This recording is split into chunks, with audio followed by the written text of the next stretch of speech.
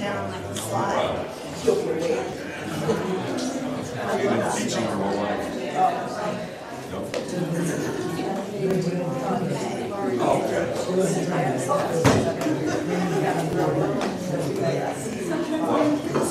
Yeah. I gotta tell you how.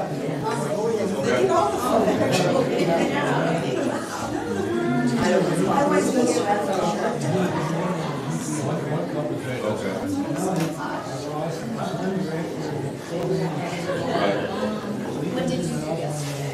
What did I do yesterday?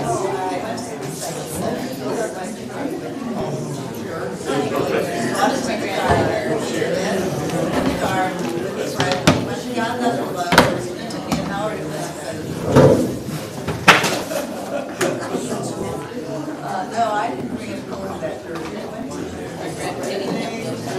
Guy came and he gave me something that helps squeeze down the water. Just one. Four graduate. And I went into all the rooms.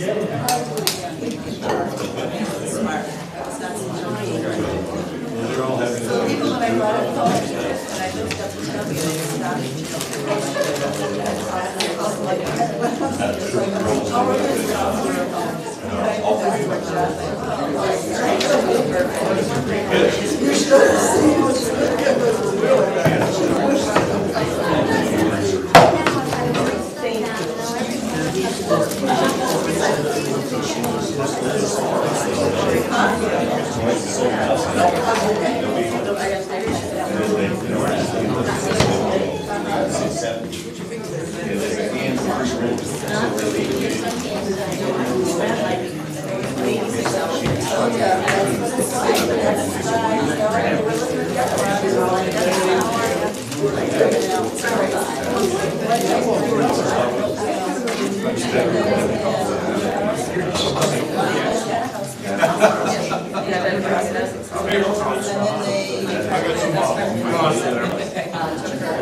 so you figured that I could send me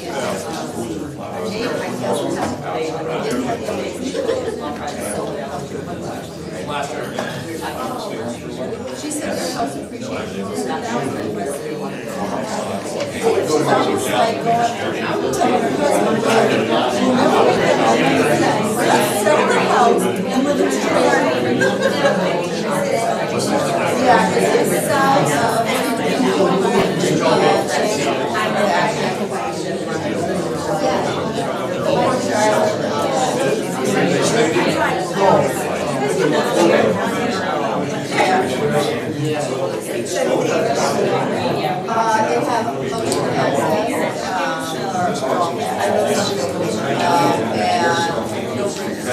I'm stalling to see Vicar because he starts the video, so I'm hoping he's got the video going. You will need a Bible unless you've, after all this time, memorized Ruth.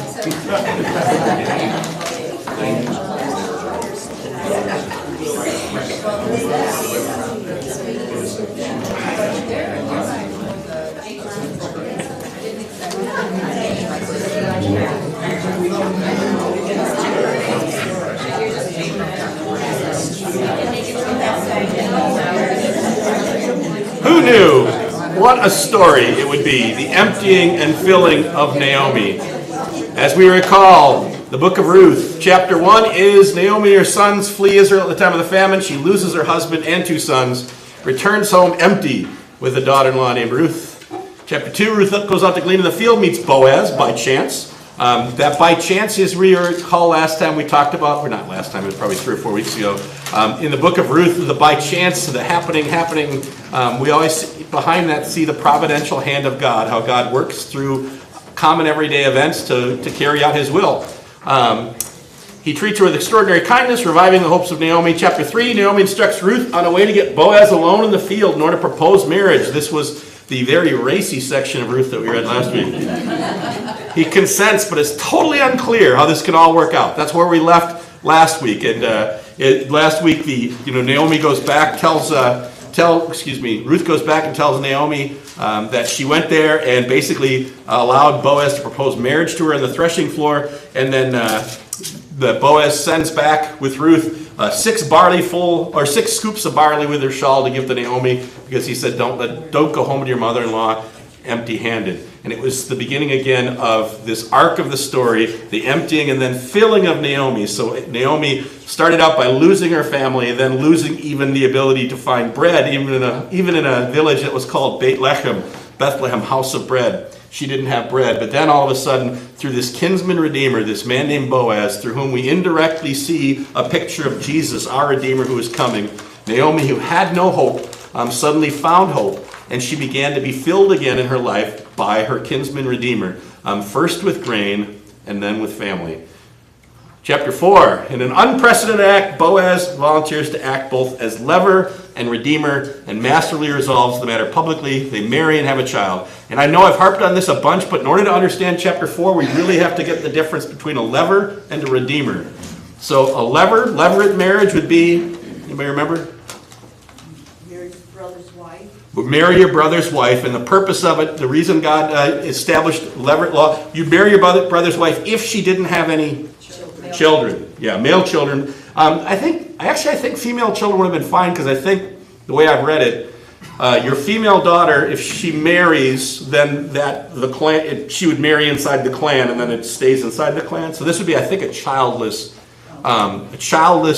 brother's wife who didn't have any children. God commanded you to act as a lever to marry your deceased brother's wife, so that he might have a descendant in Israel. And so the first child you would have with your brother's wife would be counted as your brother's child, not yours. Jamie Grace. So what would happen then if that child died? Would the next one become the brother's too? Just out of curiosity. If that child died, then that's why you had lots of children. Not just an heir and a spare, but more spares. I'm sure they figured that out, Jamie Grace, but I'm sure I don't know all of it. But it's interesting, this levirate law marriage is where it comes from. In the New Testament, when the Sadducees, who didn't believe in the resurrection, they said to Jesus, well, what happens about a woman who marries a man and he dies, and then she marries his brother and he dies, and she marries his brother and he dies, and at the resurrection, whose wife will she be? And Jesus said, you're not getting it. In the resurrection, we're not going to be married or given in marriage, we're going to be like the angels. But that's where that kind of when you read the New Testament, if you haven't read the Old, that seems kind of weird, like, boy, this woman really has a thing for this family. Right? Marries 7 brothers in a row. I mean, I guess if you know what you're getting. But instead, it would have been levirate law. So that's being a levirate law. And a redeemer then? What's a redeemer's job? Get the land back. Get the land back, or if you're in prison, maybe pay off your debts to buy your freedom. Or if someone murdered you, then it's his job to go be a redeemer of blood, go kill the person who killed you. So a redeemer is someone who acts on behalf of a family member in great need. And if the redeemer, his job would be to, like if you had to sell yourself into slavery or lease out your property, the redeemer could buy that lease back so that you could be taken care of. Now, the lever and the kinsman redeemer are two different things. Being a lever is only if you're the brother-in-law, or if you're the brother to, only if your brother's wife dies. That makes you a lever.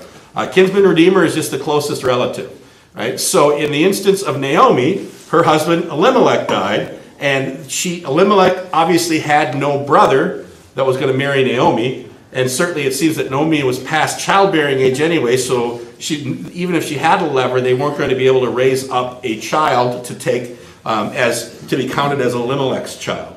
And so there's no one who's required to be a lever for Naomi, and there is no one required to be a lever for Ruth, because remember, Ruth and Orpah married 2 brothers, Mahlon and Chilion, and they're both dead, right? So there's no other brothers. And not only that, now coming back into Bethlehem, Ruth 8 times in this book is referred to as Ruth the Moabite. Yeah, so she had absolutely no legal recourse at all.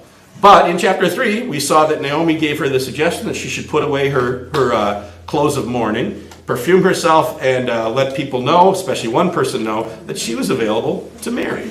And so she went and uncovered Boaz's feet, and Boaz understood what she was saying, and he said, I'm going to, this is a really important thing too. Go back to chapter 3. Sorry, I get carried away sometimes.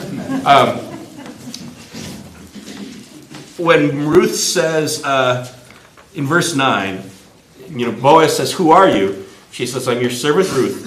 Spread the corner of your garment over me. That's basically Ruth proposing marriage.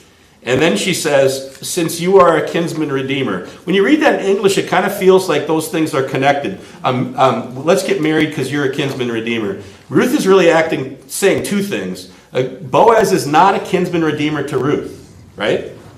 Because she's a Moabitess. He's a kinsman redeemer to Naomi. That's right. And so she's saying, I want us to be married, and I want you to redeem Naomi so that she's taken care of. Because if they just got married, Naomi wouldn't be taken care of at all. If Ruth married some other man in Israel, again, no one would have the responsibility to take care of Naomi unless her property was redeemed. Right? So whoever redeems Naomi's property then also has the responsibility of caring for Naomi for the rest of her life. And so Ruth is offering this twofold suggestion. Let's us get married, and you redeem Naomi, and then both Naomi and Ruth would have the blessings of a home and the blessings of a family. Okay? Pastor. Yes. Is this still Jewish law currently?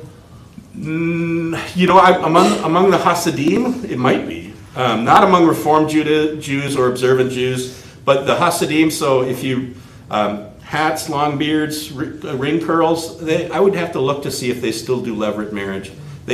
So the Hasidim generally probably come closer than anybody to following the Old Testament They're law. like ultra-conservative? Ultra-conservative, yeah. They're the ones every once in a while they're the only part of Judaism that is still looking for a Messiah.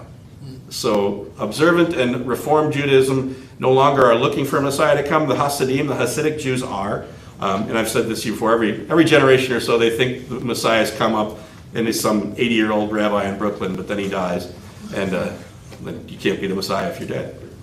Unless you rise from the dead. Right? Yeah.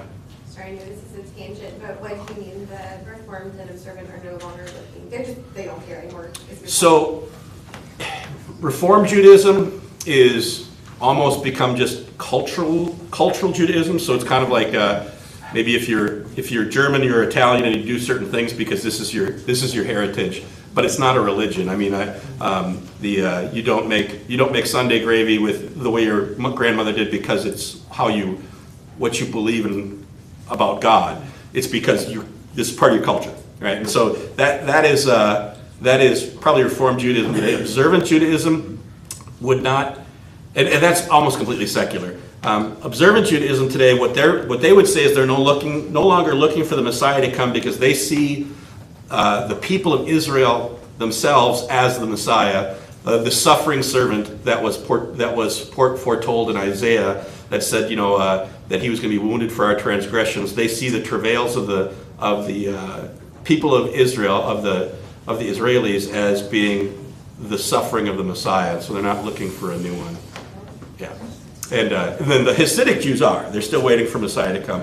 And then people who are Jewish, who believe that the promises of Mashiach, the Messiah, were fulfilled in the person of Christ, those are generally called Messianic Jews. So Messianic Jews would be Jews or Christians who believe but are of Jewish background. But usually if you're a Messianic Jew, you'll keep up with some of the Old Testament traditions, like you might wear a yarmulke, you might wear a prayer, I'm calling it shawl. It's not, I forget the actual name for it right now. But those are kind of the three brands. Okay. And we remember the last word, this is all about David. All right, so we went from the world of women to now we're going to the world of men in Act 4. From the private scenes of waiting and hoping to a public scene of acting and accomplishing. And we're going to take a look again at our cast of characters. So we remember Elimelech is the guy who died. Naomi, Mahlon, and Kilian are the brothers who died. Orpah is the daughter-in-law who stayed behind. Ruth is the daughter-in-law who came. Boaz is the man, the hero of the story, along with Ruth. And Yahweh is the God of covenant faithfulness. And today we get to meet Mr. So-and-so. the conspicuously unnamed one, and I'll talk about why that is. All right, so Ruth chapter 4, verses 1 to 10. Meanwhile, Boaz went up to the town gate and sat there. Town gates, again, most of the time these cities were built on a rise. And the town gate was a place where people did more than just go in and out. It's usually, the town gate becomes almost a synonym later on for going to court, because if you were going to do legal proceedings, you'd go to the town gate and then assemble people there. So he's going to the town gate for two reasons. Number one, because that's the place where you do legal things. Number two, it's a place where maybe he'd be most likely to run into Mr. So-and-so. That's right. Because remember, what he said to Ruth was, I'm going to take care of this. And remember Naomi going, what did Naomi say? Wait, my daughter, until you find out what happens, for the man will not rest until that matter is settled today. And that's what Boaz was going to do. He said, as the Lord lives, I'm going to take care of this today. So he goes to the gate, the place where he's most likely to run into Mr. So-and-so. When the kinsman redeemer he mentioned came along, just happened to come along, right? Again, this is again a picture of God's hidden hand, right? He just happened to come along. Boaz said, come over here, my friend, and sit down. So he went over and sat down. Boaz took 10 of the elders of the town and said, sit here. And they did so. 10 elders, seems like this constitutes a quorum. Remember, 10 is the number of fullness in the Old Testament. He's telling Mr. So-and-so this is not about a friendly chat. We're going to do something purposeful here. And it seems like, you can imagine what happens in a small town. You gather 10 elders and sit down, and Boaz stands up to talk. What's everybody else going to do? They're going to gather around, listen, see what's going on here. Boaz just grabbed 10 elders. Let's see what happens. So he said to the kinsman redeemer, and are your Bibles saying kinsman redeemer, or is it saying Just redeemer. Redeemer or guardian redeemer? Same word. It's just a different way of saying the Hebrew word goel.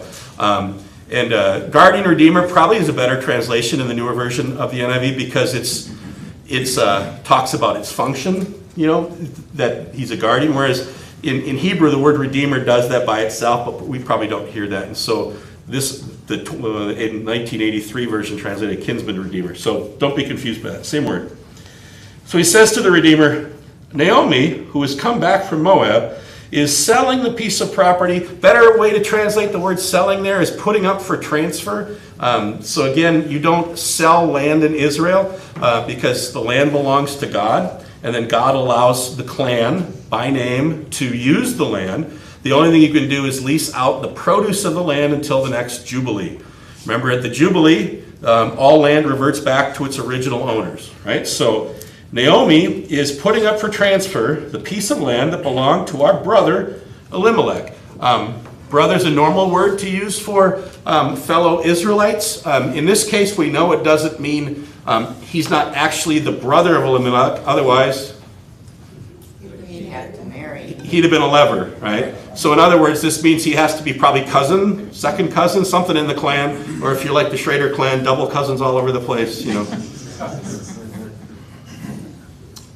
I thought I should bring the matter to your attention and suggest to you that you buy it in the presence of those seated here and in the presence of the elders of my people. If you will redeem it, do so. But if you will not, tell me, so I will know. For no one has the right to do it except you, and I am next in line. I will redeem it, he said. And all of a sudden, it's the story. You're like, wait a second. This isn't going to work. But why would this man be willing to redeem it?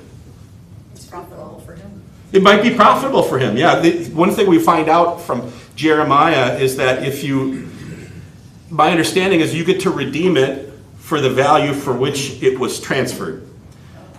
So like when Jeremiah bought a piece of property in the book of Jeremiah, he carefully kept record of the price of it, if that could be redeemed at that same price later. And so this would be advantageous because, of course, Naomi and Elimelech left for Moab because they were in a famine.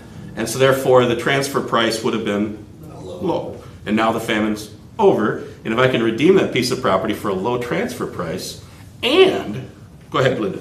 I'm confused because I thought they leased the land before. So why would, if it was reverting back to Naomi to be able to resell it, why would you?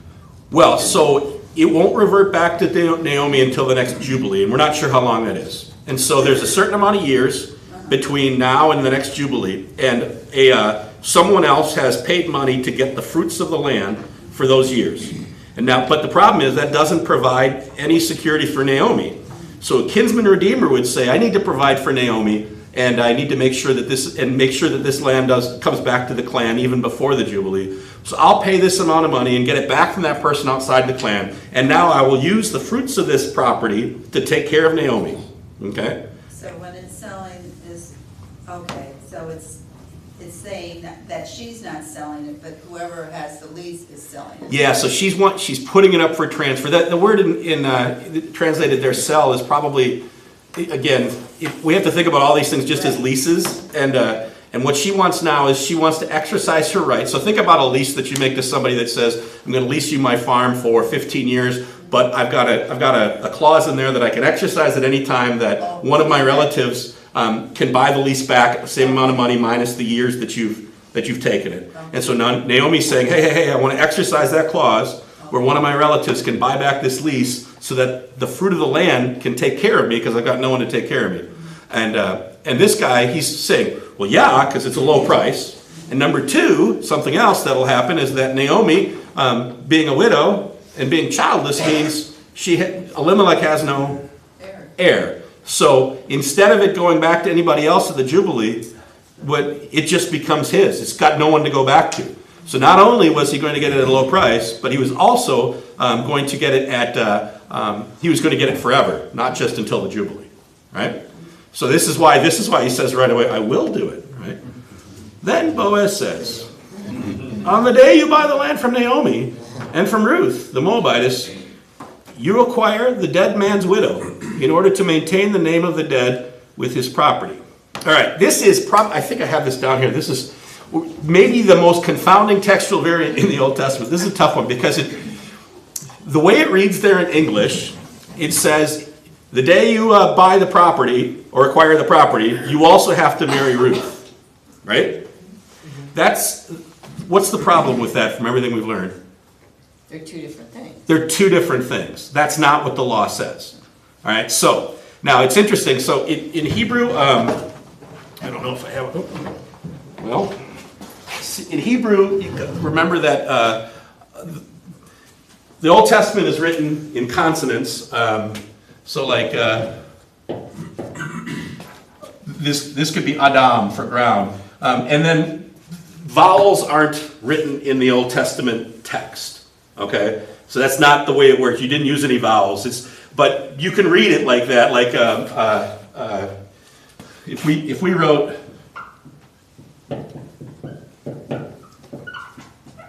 oops, no vowels.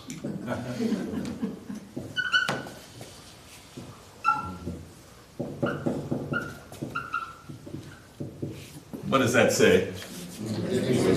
In the beginning was the word. It's not hard for us to do that at all, right? But now, not hard at all. You can read Hebrew like that. I can't read Hebrew that well. So what they did back, the Masoretes, Hebrew scholars in the in the early part of the Christian era, began to write they would put vowels in, and the vowels will go above and below the line in Hebrew as like dots and stuff. So it'd be like if we wrote our vowels like this, so the I's, the E's. But now those vowels are not part of the biblical text.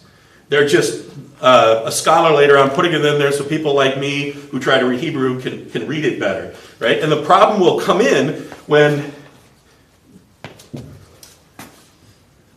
right? We said in the beginning was the word, right?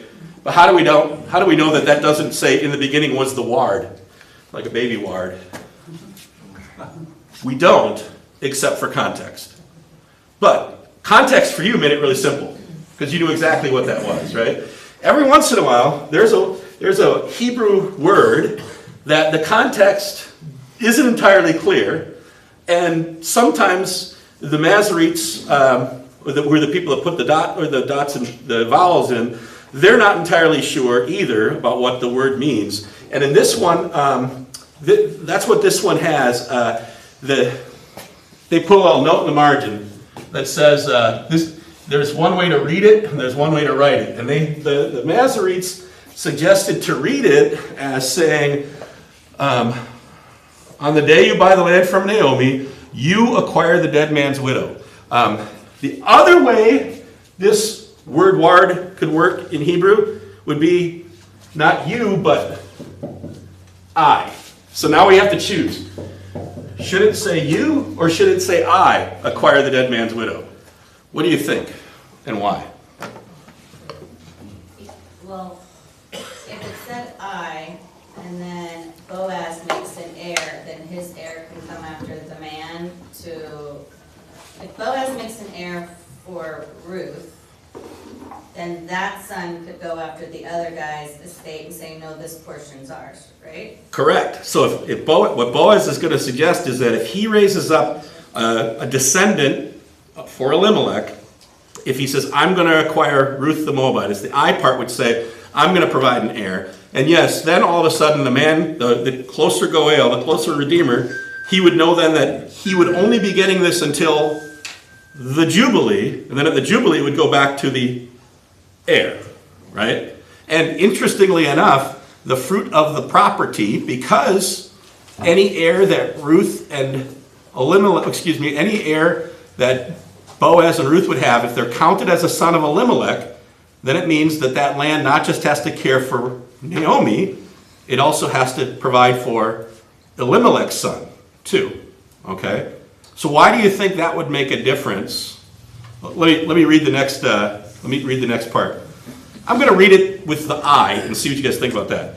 Boaz said, "On the day you buy the land from Naomi and from Ruth the Moabitess, I acquire the dead man's widow in order to maintain the name of the dead with his property." So in that reading, Boaz is saying, just so you know, the day you acquire Naomi, I am going to marry Ruth, and I'm going to have a child to maintain the dead man's property, which would be Elimelech. Elimelech, right? And at this, the kinsman redeemer says, then I cannot redeem it, because I might endanger my own estate. You redeem it yourself. I cannot do it. What? Ashley. Okay. The other man, okay, in this time, can you have two wives or no? There were provisions for it, but it was not God's plan. So we are maybe assuming that the other man already has a wife, because otherwise he'd just be adding to his estate. For certain. And the concern about endangering his estate would be about how many heirs he has and how they have to be taken care of. It would have been very normal. It would be abnormal for people to be not married and not have children. Now, certainly But people... Boaz isn't married and doesn't have children. We don't actually know that. That's the nice Sunday school part of the story. We don't like to think about we don't like to think about Ruth coming in as a second wife, but it certainly is possible. I like to think about it as probably Boaz was happily married, had children, and maybe his wife went to heaven, and because we know he's a little older than Ruth. But yeah, if you don't want to do the sanitized version for Sunday school, it could be that Boaz also is married. Would it really matter? Because, I mean, if the law reads that he has to marry the wife of his brother, that property still would go to that, whether it was Boaz's son or so-and-so's son, that property would go back to that one boy. Whereas Boaz's property would go to any of his kin, and the man, so-and-so's property would go to his kin, but this property would go to Boaz. And this guy just doesn't want to front the money and not have this added to his overall wealth. Whereas Boaz is willing to front the money and still give up the wealth to this heir of Amalek. Yeah, and that's the unprecedented point that Boaz is making. He's doing something that's not required by law. He's acting as a lever, even though it's not required in any way, shape, or form. He's willing to be a redeemer and even put his estate at risk. That's the unprecedented nature of this. And again, what he's going to say in front of the 10 elders in front of the town is, that the dead man, in order to maintain the name of the dead with his property, and this is the really crazy part, is he's saying, I'm going to marry Ruth, and we're going to count our child as Elimelech's son, even though neither Ruth nor I are directly related to Elimelech or Naomi, right? So that's the shocking part. All right, I'm going to read a couple more verses and let you guys get at it. Now, in earlier times in Israel, for the redemption and transfer of property to become final, one party took off his sandal and gave it to the other. This was the method of legalizing transactions in Israel. So the kinsman redeemer said to Boaz, "Buy it yourself." And he removed his sandal. Then Boaz announced to the elders and all the people, "Today you are witnesses that I have bought from Naomi all the property of Elimelech, Kilion, and Mahlon. I have also acquired Ruth, the Moabitess, Mahlon's widow, as my wife, in order to maintain the name of the dead with his property, so that his name will not disappear from among his family or from the town records. Today you are witnesses." Interestingly enough, this is the first time we find out something about Ruth. Notice it? Which one she was married to? Mahlon, yeah. And in fact, you might have thought the opposite, because when they're mentioned up front, it's mentioned as Mahlon and Kilion and Orpah and Ruth. So you might have thought that it was the opposite, but this is just where we find it out. All right, so how about a couple of these questions?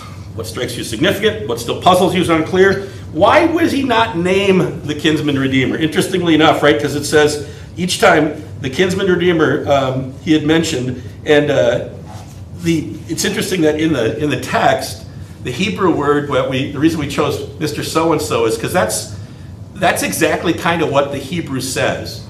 It's a term that's used when you don't want to name someone. When they translate it like in Latin, it's like quiquinta, whoever you are.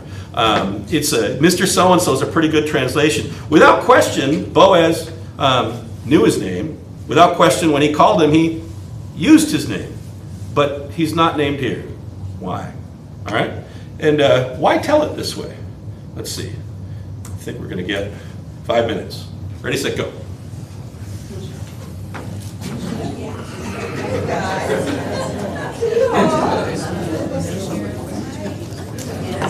It'll be a quick 5 minutes.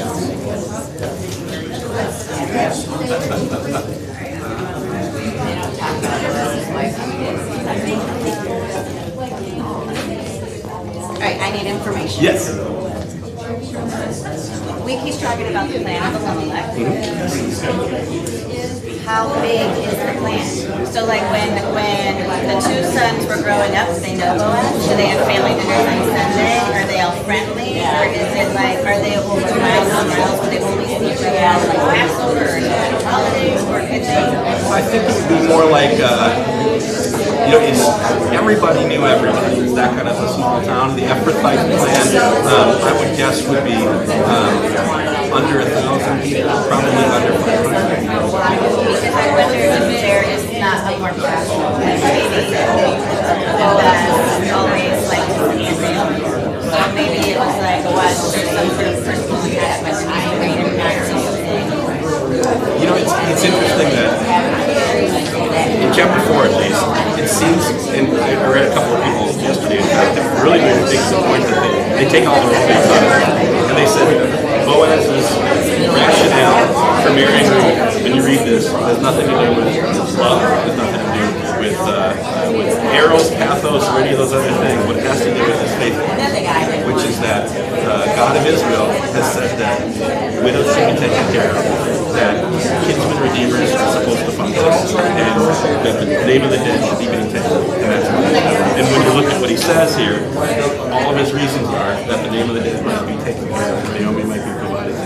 And then this author also then showed the faithfulness of Ruth in this whole thing, holds it up as a way to teach again the faithfulness of God. That in Boaz we see a picture of Jesus who's faithful to us, even though I'm not his favorite, but just purely because this is God's will to be faithful. So then we're supposed to assume that Boaz knows that they're not going to be not living like as much faith that he would be willing to take. I think so, because He's not going to fill those shoes. right, and the reason we could imagine that is because when Naomi and Ruth came back, he didn't do anything. Yeah. And they're out working in the field. And then you're going to find out that his first response is going to be, well, no, this is going to ruin my thing. So it seems like he's about not the faithful. Great question. Okay.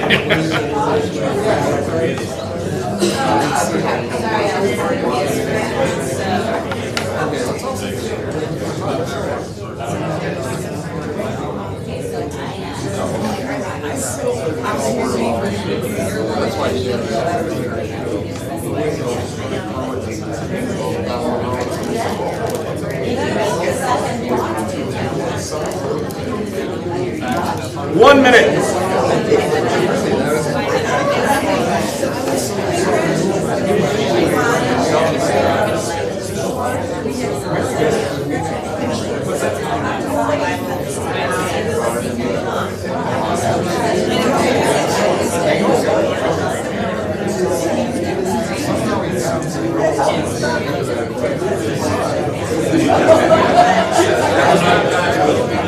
And anytime you hear about it's always a example of all the trouble that happens.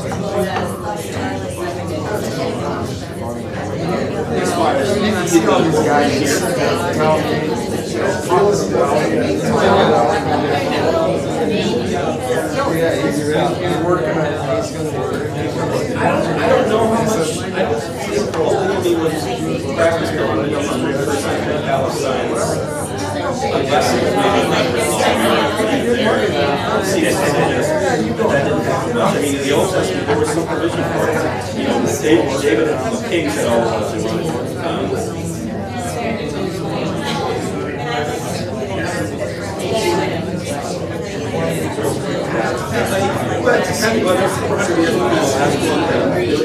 He was never in a situation. It always was an operation. The plan for us life started in the Garden of Eden, and then, you know, all those years later, Mount Sinai, God said, I'm not going to same thing that Jesus said. Jesus got God put together, no one separates. So the operations. So whatever Boaz told his wife to do, that was going to be. Leverage, well, I think usually the idea would be that hopefully your son got married and your brother. And I think what I've read seems that they would make provision for that because if they didn't, this woman wouldn't be taken care of for the rest of her life. There was no social net. She would have no one to take care of her. And now whether or not, and we find out that some people didn't want to do it. Judah had a son who didn't want to be a leveraged wife, and you find out in the Old Testament, you can refuse it, but then you would be known as someone who refused to take care of your husband. And so you can refuse it, but it was not good socially.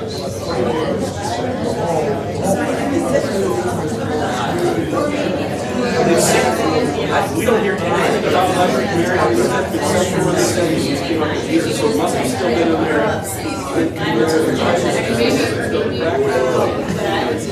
But we still see examples.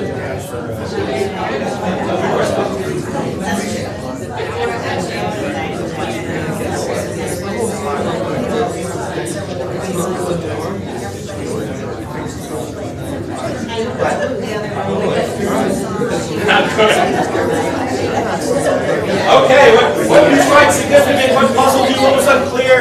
Why not name? How about this one? Why not name the nearest redeemer? What do you think? Again, Boaz obviously knew his name. He obviously used his name. Scripture uses a term very specifically not to name him. What do you think, Jamie Grace? Well, my first thought is to avoid shaming him because I think it was clear that he wasn't necessarily taking care of Naomi the way he should have been. And why do you think that? Because Naomi had to send Ruth out to glean.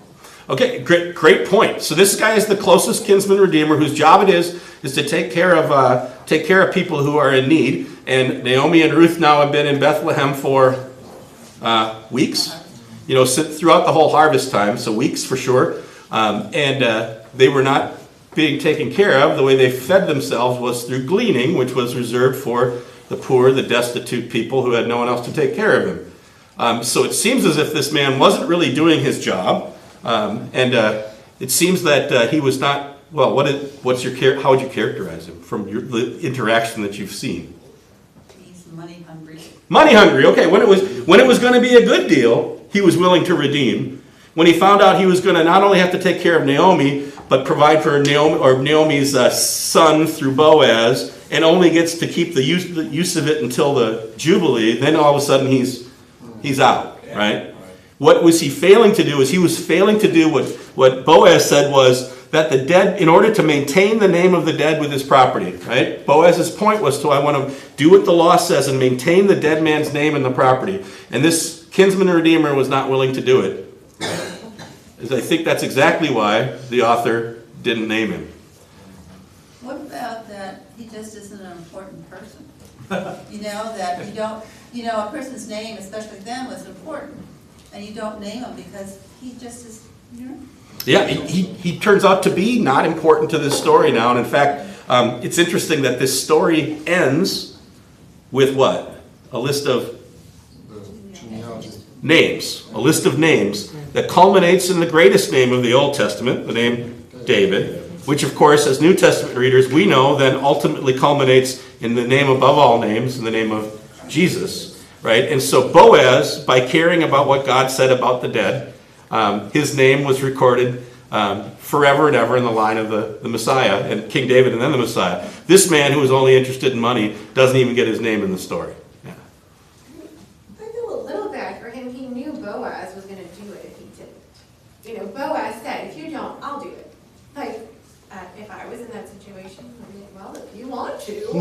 If it works out better for both of us, maybe if he didn't know Boaz was going to do it, maybe he would have. Maybe, I think what the chief underlying motif here, though, is the idea of faithfulness. And Boaz acts with faithfulness when this man fails to. And faithfulness in this instance, I think, would be doing what's right even if it might cost you. Boaz has no guarantee that this isn't going to cost him exactly the same thing. I mean, he's now, what he's saying is, I'm going to redeem, take care of Naomi, I'm going to raise a kid that's going to be counted as Elimelech's. All of that property that I'm paying for is not going to be mine. It's going to be in the clan of Elimelech's, right? And so he's doing all the same things as this man. We aren't told like that Boaz was rich and this other guy was poor. The only thing we're really told is that Boaz was faithful and this man wasn't. So, I understand that Boaz goes to the town gate and brings the 10 elders so that it could be official. But is it not also kind of come as like, I'm gonna call you out? I mean, you could look at it in a sense like, here's your chance, it's almost like pointing out, are you a good man or are you not a good man? Here, I'm gonna give you your chance. You're not taking care of Naomi, it's your job, you're the kinsman redeemer, do you wanna take care of Naomi? If not, I'll do it. So it seems like maybe the other guy leaves with guilt, or the other guy leaves with shame. Maybe it's shameful in front of the 10 elders to be like, no, I don't really want to. Yeah, and I think you're exactly right. I think, because remember when in the story we see, Boaz comes out and, hey, who is that girl over there? And the guy, oh, that's Ruth the Moabitess who came back with Naomi. Everybody knew about this story in this little town, in this little clan. And everybody, let's be honest, would know that Naomi and Ruth are living off a gleaning right now, and there's the kinsman. He's not doing anything about it. And now he's not being faithful to what God said. And now Boaz is saying, it's time to be faithful, or I'll be faithful. Done. But also, in this book, if he named them, maybe it would change our focus from what Boaz did and what God did through Boaz for Ruth. If we knew this other guy's name, we might focus on that instead of really the point of the book. Yeah, I just think it's really interesting that other than the elders, I think he's the only character who doesn't get a name. And instead, they give him a name that's meant to cover up his name.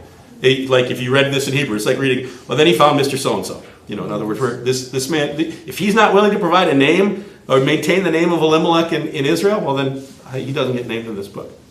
It's just occurred to me that, so Boaz basically gave life back to the son that Naomi lost.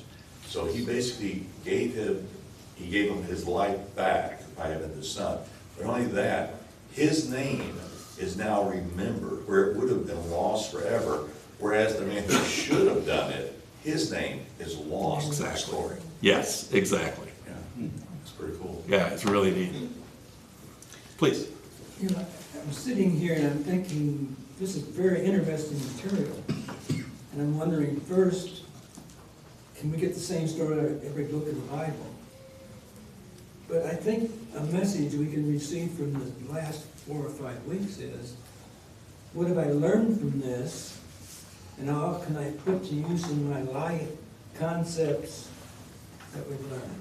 I mean, we come up with a lot of statements, but there's some messages in here. Yeah, you think about this. I like to think about the whole story having these underlying motifs or maybe these lessons you're talking about, one of which is this idea of faithfulness, that my faithfulness to doing the right thing can't be contingent on whether or not it'd be easier for somebody else to do it, or whether or not it's going to cost me. Another takeaway I think that we saw was we pray that God would solve this problem, but then we get to work trying to solve the problem, right? We pray that God would bless people for in what they're doing, then we go to work being blessings to them, like Boaz say, may the God of Israel bless you who've come underneath his wing, and the first thing he does is he starts making sure she's blessed, right? I think a lot of these overarching themes that we could, and I think the other one is, for me, is seeing the theme again of seeing Jesus in the book of Ruth through the picture of a redeemer who has no obligation, who is willing to give up everything to restore our hope, to fill us again, even though there's no obligation there. Instead, that's such a beautiful picture of Jesus and this is what he wants. So every time in the New Testament when you hear Jesus called your redeemer, it might be a really good time to think about the book of Ruth and think about being widowed and alone and empty, but having a redeemer who fills us and blesses us and protects us. Yeah. A great point. Done. Okay, so that puzzles you or is unclear? Yes. Okay, so if Boaz, when he buys the land, then he gets the widow of Elimelech, that's Naomi, that's not Ruth. So how is it assumed that he would marry Ruth? Say that one more time. Okay. When he gets the land. Okay. So when Boaz redeems the land, now he also gets the widow of Elimelech, which is Naomi, right, not Ruth. So then how is it turned into then he marries Ruth? Is it because Naomi is older, or is it because they have children? Naomi can't have children, so marrying Naomi would not result in the line of Elimelech being maintained. Okay. So, and now, granted, this is another big step for Boaz. He's saying, I'm going to do this, and he's marrying a woman who had been barren for 10 years. Right? Been barren for 10 years. Again, there's absolutely no reason for Boaz to do this. And that's, again, the picture that we see of Jesus. There's absolutely no reason for Jesus to love me. There's absolutely no reason for Jesus to want to redeem me, but he's doing it only because he is faithful, because he is merciful. Yeah. So do we finish Ruth today? Or are we going to, let's finish it. Why don't we get done with this? Been on this for a long time. 11 to 22. The elders and all those at the gate said, we are witnesses. May the Lord make the woman who is coming into your home like Rachel and Leah, the mothers of Israel, who together built up the house of Israel. May you have standing in Ephrathah and be famous in Bethlehem. Through the offspring the Lord gives you by this young woman, may your family be like that of Perez, whom Tamar bore to Judah. So Perez was kind of the headline of their clan down, which resulted in the Ephrathites there in Bethlehem. So Boaz took Ruth, and she became his wife. And he went to her, and the Lord enabled her to conceive. This is only the second time the Lord's direct involvement is mentioned in the book. The first time is when the Lord ended the famine in Bethlehem, made the land fertile and fruitful again. And now the Lord ends the famine of children in Ruth's life and makes her fertile and fruitful. You see the parallelisms. And she gave birth to a son. And the women said to Naomi, praise be to the Lord, who this day has not left you without a kinsman redeemer. That could refer to one of two things. Could refer to Boaz, because he's her kinsman redeemer. It can also refer to the son. The son, because now this son is going to be the one who will grow up and whose responsibility is to take care of Naomi.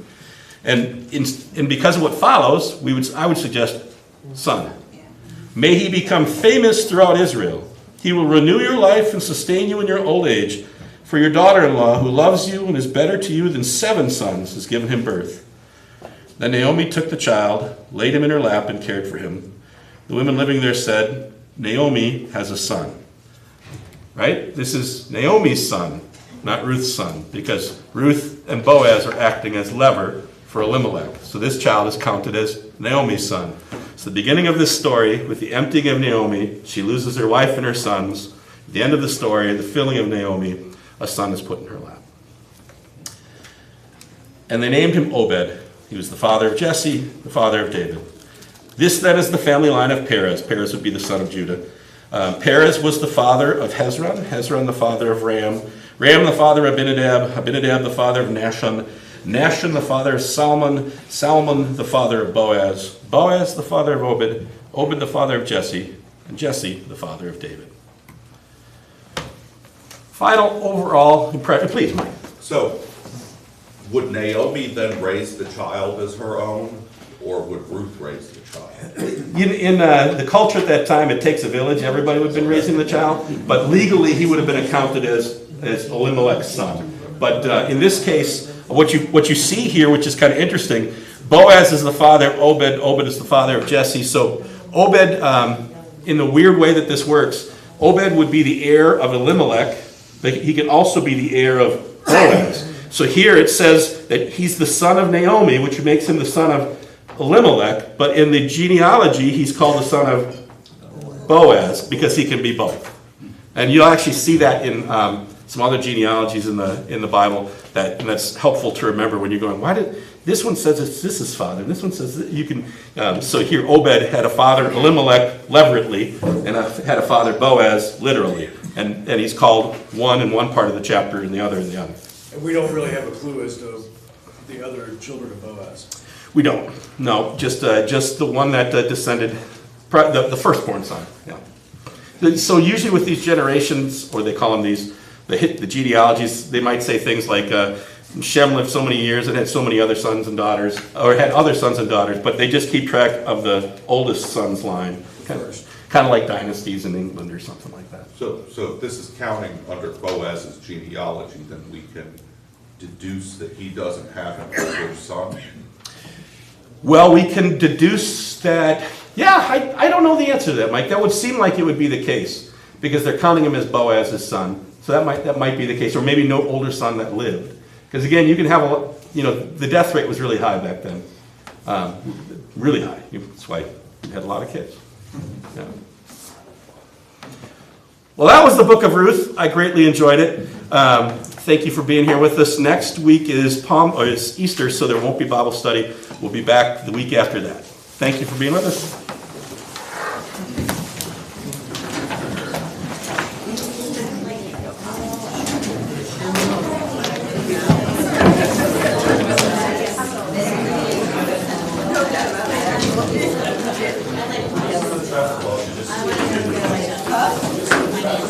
Mr. So-and-so, his name probably